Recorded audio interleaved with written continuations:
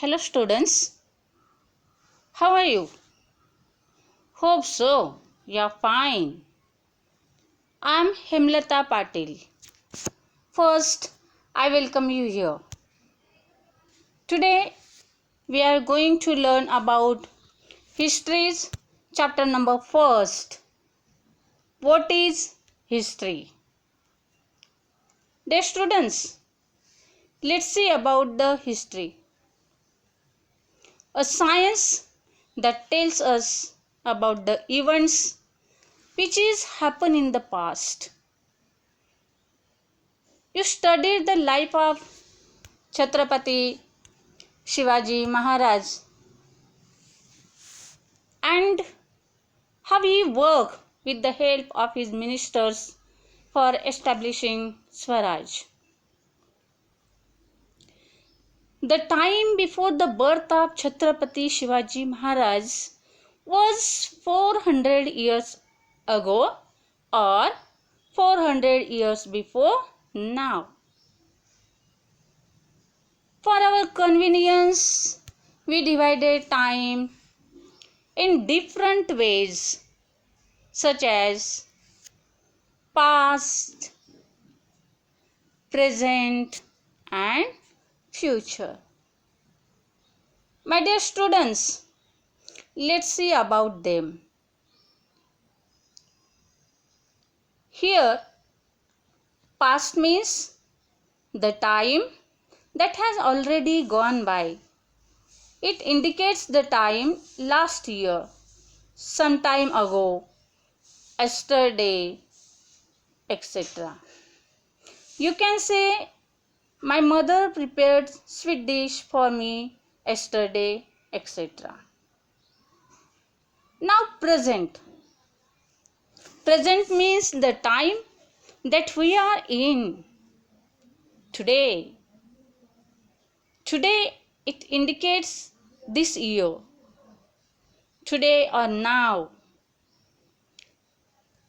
For example, this year we are facing the health crisis COVID-19. This is present. Now let's say about future. Future means the time that is yet to come.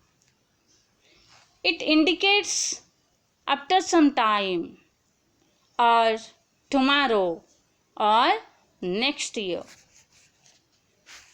For example, you can say next year I will be studying in 6th standard. So, my dear students, you can use these examples in different ways. You may say how? Let's see. Last year I was studied in 4th standard. The term last year indicates past, the time that has gone. Next example is this year I am studying in 5th standard. The term this year indicates present. And last example is next year I will be studying in 6th standard. It indicates future.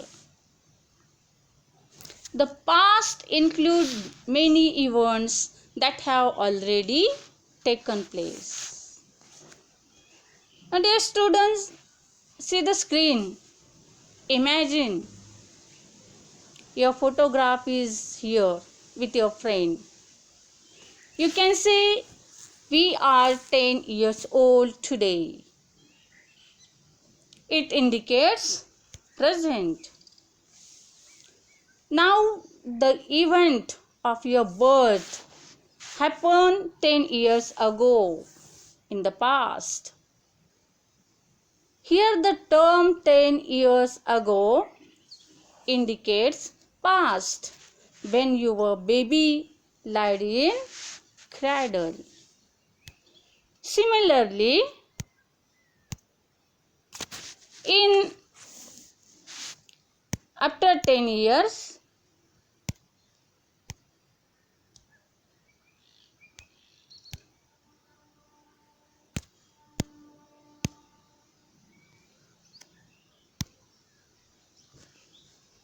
you can say after 10 years you will be 20 years old.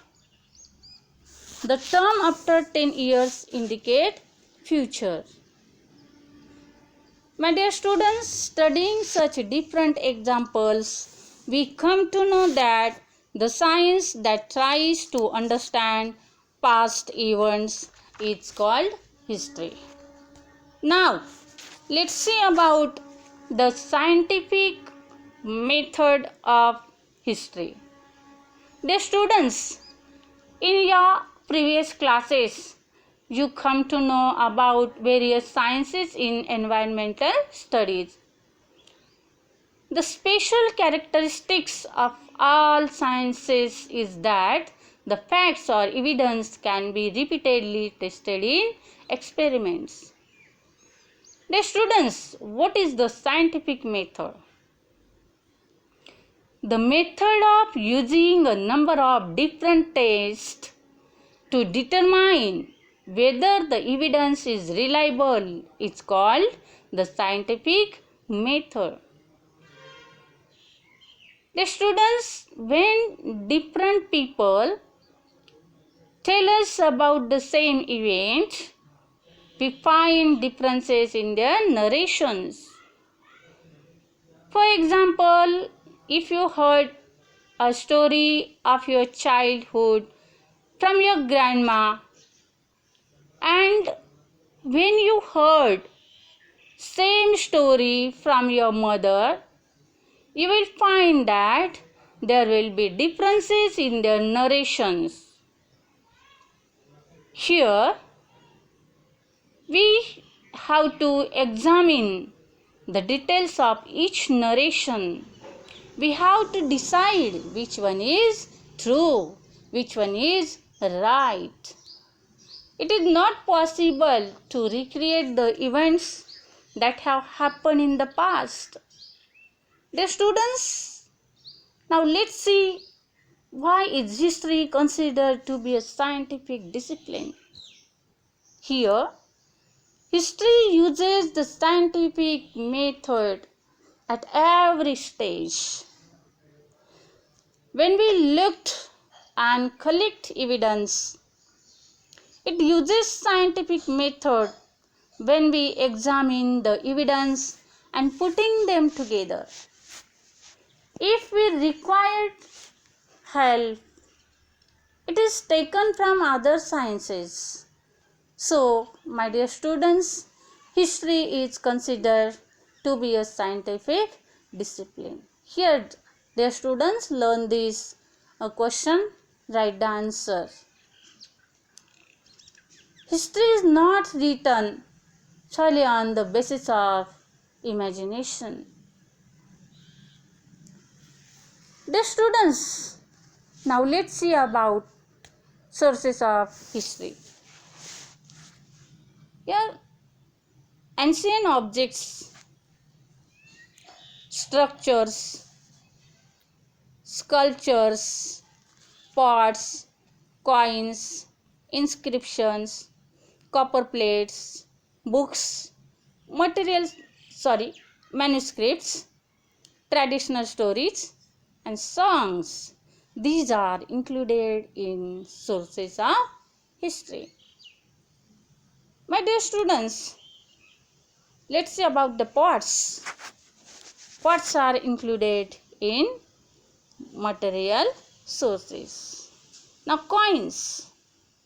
These coins are used by different rulers. Different languages are also used. Different images are also used on these coins. Now let's see about copper plate.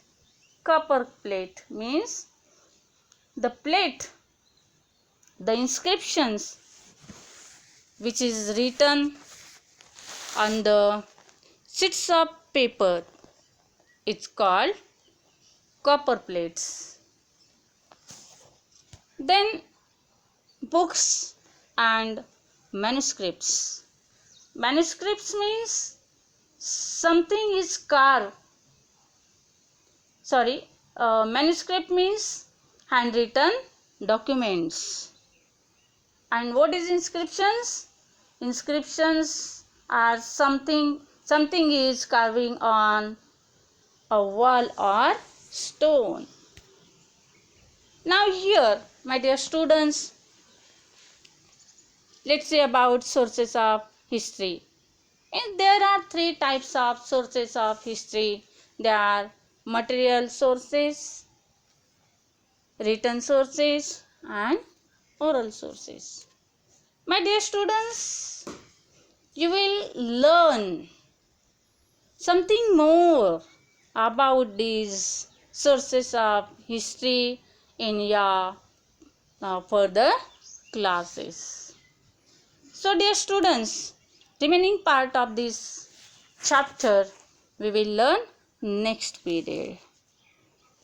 Write down the notes in your notebook and solve the worksheet. Thank you. Have a nice day.